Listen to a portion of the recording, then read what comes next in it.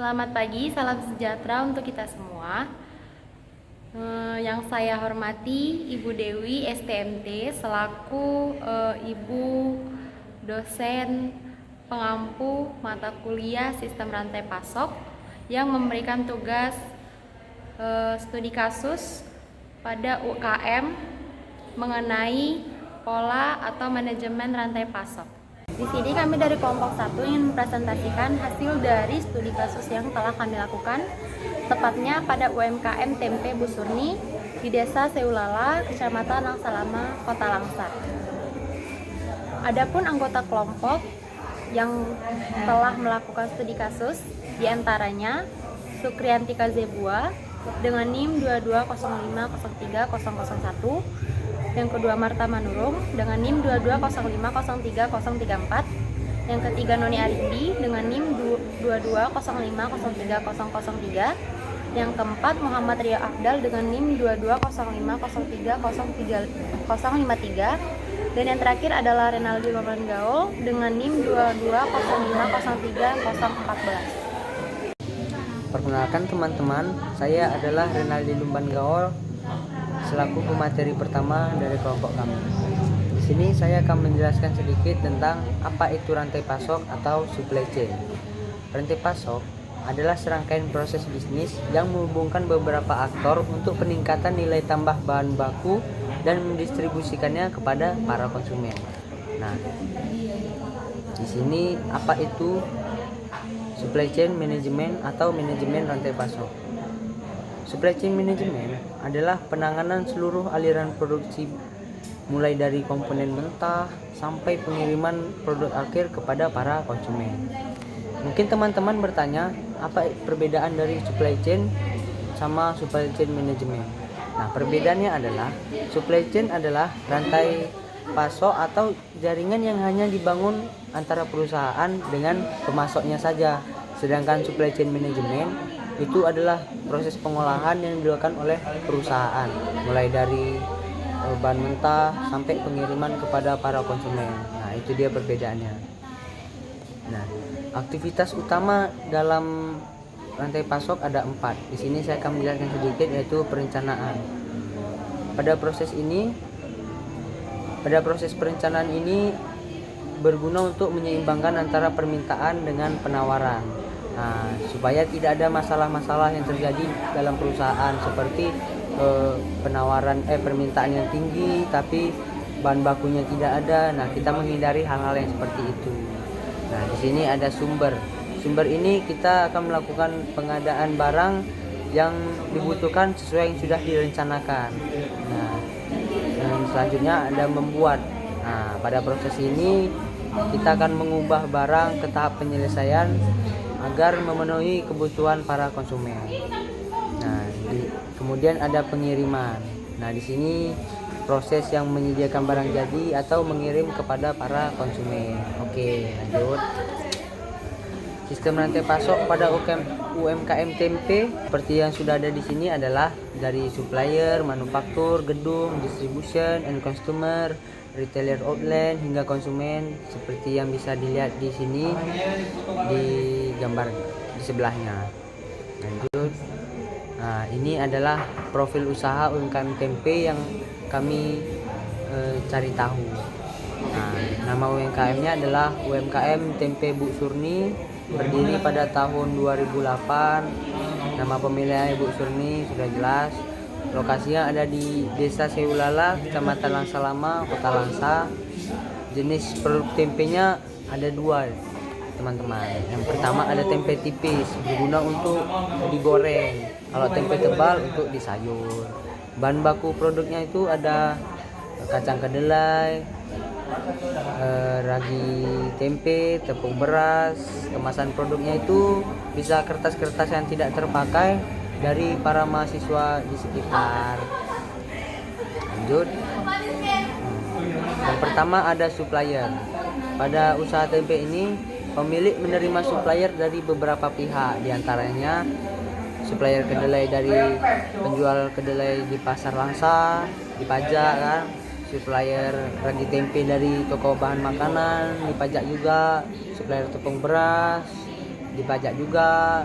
Nah, kertas besi tak terpakai bisa dari mahasiswa-mahasiswa yang ada di sekitaran Unsam yang kertasnya itu sudah tidak terpakai lagi teman-teman. Supplier daun pisang dari para petani-petani di sekitar. Baik, saya Sukri Antika Zebua sebagai pemateri kedua akan melanjutkan presentasi. Selanjutnya saya akan membacakan manufaktur. Langkah-langkah dalam proses pengolahan ataupun pembuatan tempe terdiri dari 8 proses, antara lain perebusan. Proses awal perebusan dilakukan sampai tempe setengah matang, kemudian diangkat dan dipindahkan ke tempat lain untuk proses selanjutnya. Nah, yang kedua penggilingan. Selanjutnya kacang kedelai akan digiling sampai kacang kedelai terbelah dua. Nah, yang ketiga perendaman. Proses ini dilakukan selama 1 malam agar tekstur tempe lebih lunak. Yang keempat pencucian. Kacang kedelai yang sudah direndam kemudian dicuci sampai bersih untuk menjaga kualitasnya. Yang kelima pengukusan. Setelah dilakukan pengukusan kacang kedelai, hal ini dilakukan untuk membunuh bakteri lain yang ada pada tempe. Yang keenam pendinginan. Proses pendinginan dilakukan agar mikroorganisme yang akan mengubah kacang kedelai menjadi tempe tidak mati, yang berakibat tempe tidak jadi. Pemberian ragi dan tepung beras. Selanjutnya adalah pemberian ragi tempe atau mikroorganisme Rhizopus oligosporus atau Rhizopus oryzae, lalu ditambahkan sedikit tepung beras. Yang ke-8 pengemasan. Setelah pemberian ragi, kacang kedelai kemudian dikemas ke dalam kemasan daun pisang dan kertas bersih. Lalu di sini ada proses pengemasan produk, terlihat di gambar melakukan proses pembungkusan tempe. Lalu yang di sebelahnya tempe yang sudah dibungkus. Yang ketiga ada gudang. Gudang atau warehouse adalah tempat penerimaan, penyimpanan sementara, dan persediaan part, material, dan barang yang akan dipakai untuk kebutuhan produksi atau support produksi.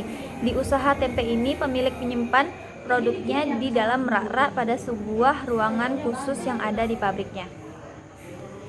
Lalu di sini ada rak penyimpanan produk tempe.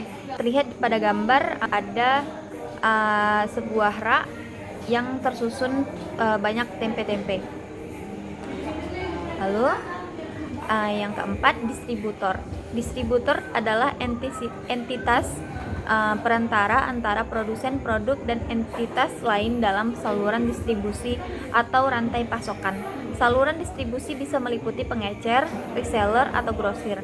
Di usaha ini, pemilik mendistribusikan produk tempenya melalui agen-agen yang datang dari berbagai tempat, baik di Langsa ataupun Banda Aceh. Baik, di sini terlihat pada gambar distribusi produk ke grosir dan kafe Rajanya Tempe. Di sini terlihat pada gambar ada seorang bapak untuk melakukan pendistribusian produk tempenya ke dalam gudang. Baiklah, saya Noni Arindi sebagai pemateri ketiga dan saya akan melanjutkan materi selanjutnya. Materi selanjutnya yaitu 5. Retail outlet. Retail outlet adalah bisnis yang melibatkan penjualan barang atau jasa kepada konsumen dalam jumlah satuan atau eceran. Konsumen yang membeli produk atau jasa secara eceran itu bertujuan untuk mengkonsumsinya atau menggunakan secara pribadi dan tidak menjualnya kembali. Di usaha ini dalam pemasarannya dilakukan dengan menjual produk di toko grosir sekitar ke Cafe Raja Tempe dan juga memasarkan ke luar kota. Selanjutnya berikut gambar dari retail outlet Cafe Rajanya Tempe. Selanjutnya yang ke-6 end customer.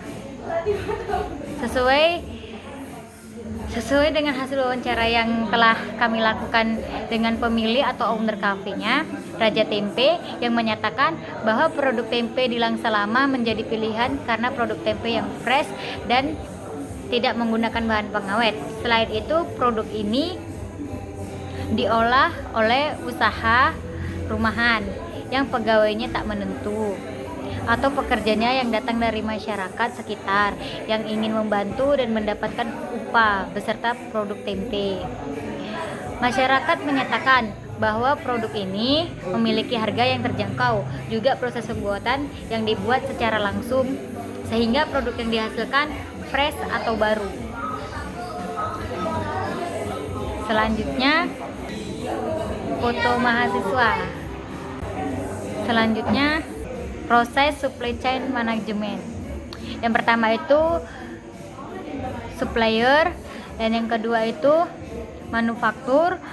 Dari manufaktur menuju ke distribusi, dari distribusi ke gudang, terus itu ke retail outlet atau ke tempat rajanya tempe, dan ke customer. Assalamualaikum warahmatullahi wabarakatuh. Nama saya Muhammad Riyafdal dari kelompok 1. Saya akan menjelaskan tentang tugas sistem rantai pasok mengenai bagian dokumentasi. Baik, yang pertama ada foto tempe yang sudah dikemas atau di packing berbentuk tipis dan lebar. Biasanya tempe seperti ini dikonsumsi untuk gorengan.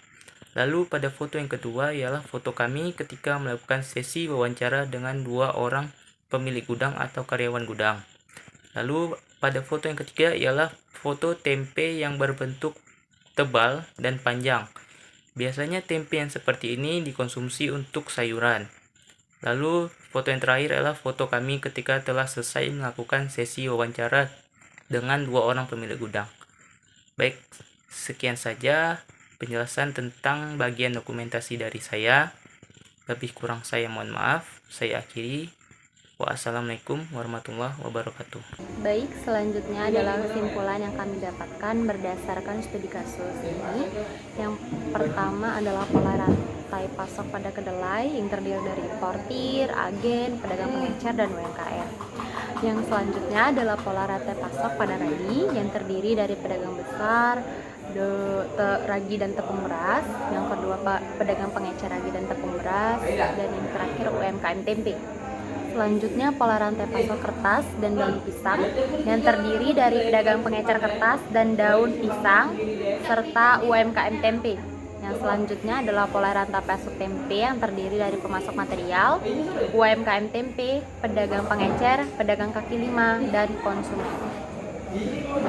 Baik, sampai sini saja presentasi yang dapat kami sampaikan dari kelompok 1. Bila ada kesalahan pengucapan kata ataupun kesalahan tindakan, kami mohon maaf. Sekian dan terima kasih dari kelompok 1.